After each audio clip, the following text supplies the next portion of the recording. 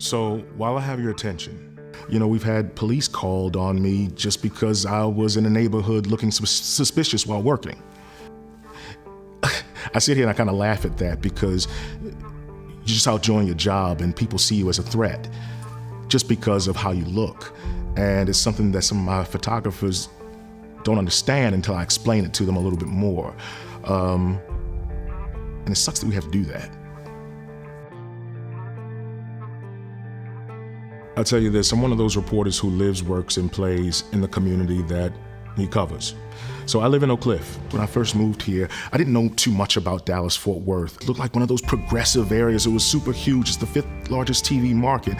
But when I started to work, I immediately saw that there was some disturbing elements in the community. You have this black-white, rich-poor, north-south divide that seems to be okay here. Many of the stories that I get from viewers happen to be code and quality of life related. And it seems as if communities get frustrated, but they get used to it because they've been ignored for so long. When you can live in a community and complain about illegal dumping on your street for days at a time, that turns into weeks at a time, and then you call the news. I can make one call to City Hall, and within a few hours, the situation that you've been complaining about is cleaned up. That's frustrating.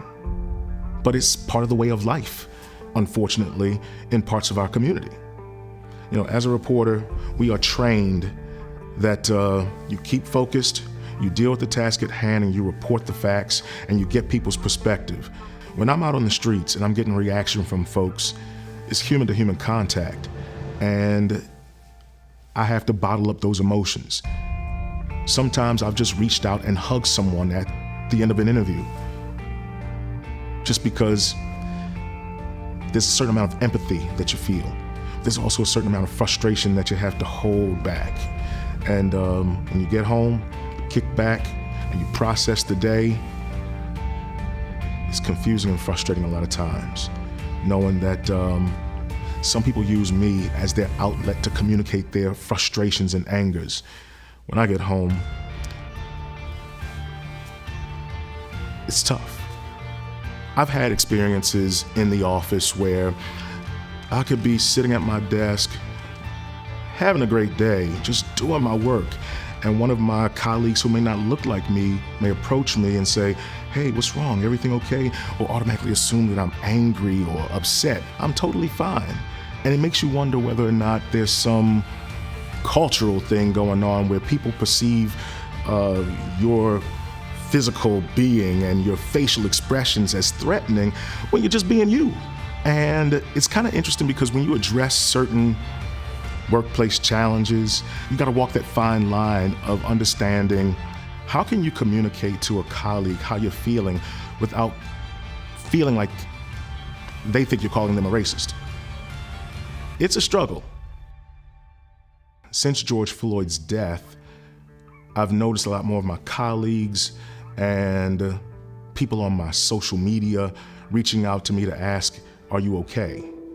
And it's interesting because it's coming from a lot of my white colleagues, and I understand that there's a general concern, but it had to take a man's death, acting out on video, for folks to ask if you're okay. I'm not okay watching that video at all. I don't think any of us should be okay watching that video. It took me a while to watch it, but I can't talk about it among my colleagues because I have to be professional. You have to walk that fine line of putting it all into perspective. On TV, I get a minute and 30 seconds to tell a story. That played out for more than 10 minutes. I had to watch it repeatedly. You feel that frustration, sitting there watching a man die.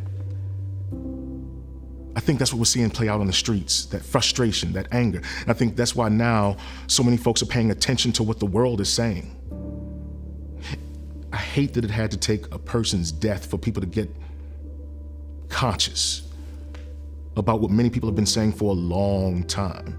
I noticed initially and immediately here in Dallas, there were more white people on the protest lines than there were black folks in some of the demonstrations. This is different. People are watching Lawmakers are listening. Local elected officials are listening, and we're seeing some changes come because of the reaction that we're seeing out on the streets. This one is totally different. I had an issue not only here locally, but across the country. It looked as if major news and local news point out that protests were peaceful protests. And I'm like, it's starting to sound like coded language to me. Fortunately, we've had those kind of conversations, and we've decided to tailor our language a little bit because of how what we say on the news can be received to our viewers. Think about words matter. Protests are different from rallies. Rallies are different from rioting and looting, So I think that we definitely now have to really listen and observe to what's happening in our community so that we can make sure that we're reporting it right and we're not adding any spin to the narrative. While I have your attention, listen, understand, and empathize.